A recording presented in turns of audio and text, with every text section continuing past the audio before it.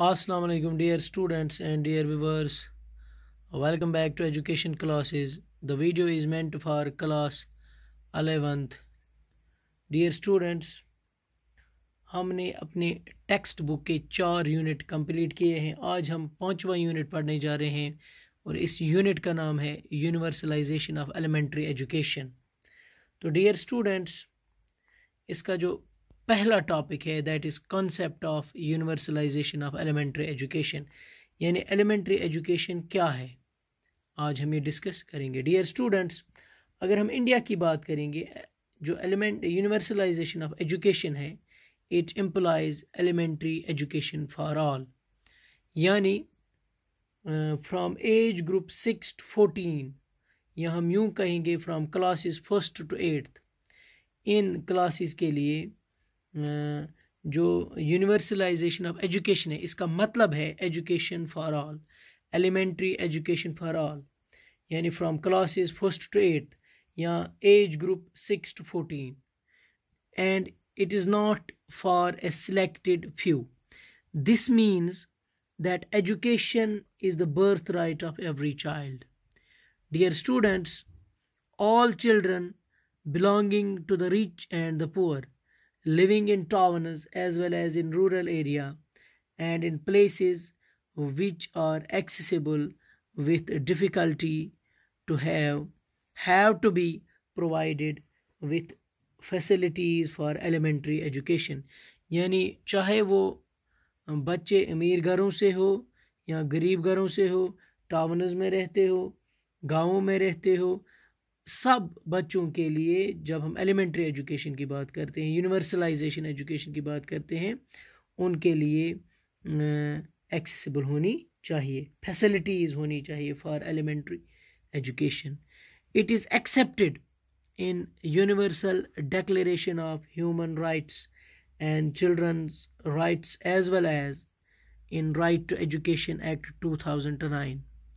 इसमें ये एक्सेप्ट किया गया, यानी universal declaration of human rights and children's rights और राइट टू एजुकेशन जो है, राइट टू एजुकेशन एक्ट 2009, इसमें एक्सेप्ट किया गया कि एजुकेशन फॉर ऑल, यानी universalization of elementary education is the index of social, economic, political and general development of a country. Opportunities for universalization of elementary education, जिसको हम education for all कहते हैं, may be provided through formal or non-formal means of education. यानी ये जो education है, concept of या elementary education जो है, it is provided and it may be provided through formal or non-formal means of education. Dear students, universalization of elementary education also means free education. Yani free education means no fees, free books, free stationery, free midday meals, free school transport, and universalization of elementary education involves 3 steps, 3 stages इसमें हैं. Dear students, universalization of elementary education जो है, इसका मतलब है free education, यानी जहाँ पे कोई फ़ीस ना हो, फ्री बुक्स मिलते हो, फ्री स्टेशनरी, फ्री MDM यानी mid day meals, free school transport. ये जो यूनिवर्सलाइजेशन ऑफ एलिमेंट्री एजुकेशन है, इसके 3 स्टेजेस हैं. नंबर फर्स्ट जो है that is universalisation of provision. It means that school facilities should be provided to all the children between age 6 to 14 years in the country. The schools should be easily accessible within the walking distance of a child. यानी जो बच्चा है उसका जो school होना चाहिए वो होना चाहिए within the walking distance, और हर एक बच्चे को इसके लिए ये प्रोविज़न होना चाहिए, उसको सारी फैसिलिटीज़ प्रोवाइड होनी चाहिए from age group of 6 to 14 years in the country, पूरे मुल्क में. Dear students, we have fairly succeeded as far as this problem is concern. जहाँ तक इस प्रॉब्लम का ताल्लुक़ है कि बच्चे का जो स्कूल है वो वॉकिंग डिस्टेंस पे होना चाहिए. अगर तो आज वुचू आज प्रथ गांवस में स्कूल, हर एक मोहल्ले में स्कूल है।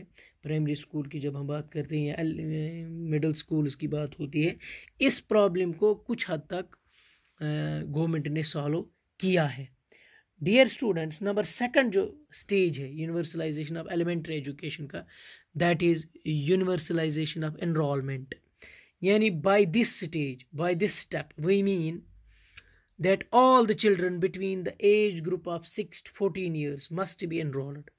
For this, elementary education has been made compulsory. Parents can be fined for not sending their children to school. यानी इसके लिए, इस स्टेप के लिए, यानी हर एक बच्चा 6 साल से 14 साल तक की उम्र के जितने भी बच्चे हैं, यानी सारे बच्चे स्कूल्स में एनरोल होनी चाहिए। और इस स्टेप के लिए एजुकेशन को कंपलसरी बनाया गया, एलिमेंट्री एजुकेशन को। और पेरेंट्स को और ये आवन कि पेरेंटन करियो फाइन, उनको जुर्माना कीजिए जो अपने बच्चों को स्कूल नहीं भेजे, जब हम एलिमेंट्री एजुकेशन की बात करते हैं। मगर जो ये प्रोविजन है यहाँ पे, it remained on papers only, ये सिर्फ कागज़न ताई महदूद रोदमुत जब हम इस प्रोविजन की बात करते हैं यूनिवर्सलाइजेशन ऑफ एनरोलमेंट की। तो नंबर थर्ड जो पॉइंट है, that is universalization of retention. Dear students, this provision means that once a child joins a primary or elementary school, he should remain there till he completes all 8 classes. यिच पर अख बच schools में admit गस, primary schools में जब वो admission लेता है तो तब तक वो उसी स्कूल में रिटेन होना चाहिए या रहना चाहिए जब तक वो अपने 8 क्लासेस कंप्लीट करे। यीतिस कालस बराबर 8वीं पास कर, तीस कालस गस रिटेन रोजन अथी स्कूलस में।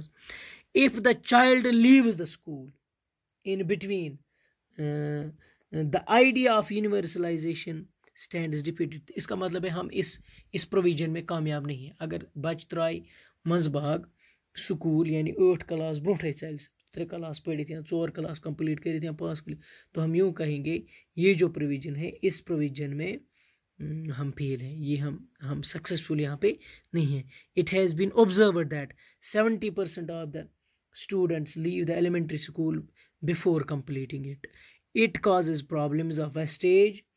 mere enrollment of children is not enough, they have to be retained। तो ये डियर स्टूडेंट्स पहला टॉपिक जो है इस यूनिट का, यानी कंसेप्ट ऑफ तो आप याद रखेंगे universalization of elementary education means, universalization of education means elementary education for all, यानी between the age group from age group 6 to 14 और from classes 1st to 8th, यानी फ्री एजुकेशन। ये तो फ्री बुक्स मिलन, free stationery, free MDM, free transport, इसको हम elementary education, universalization of elementary education कहते हैं। फिर इसके 3 स्टेज हैं, universalization of provision, universalization of enrolment and universalization of retention. तो आज के लिए इतना ही, कल की वीडियो में आगे हम डिस्कस करेंगे। Thanks very much.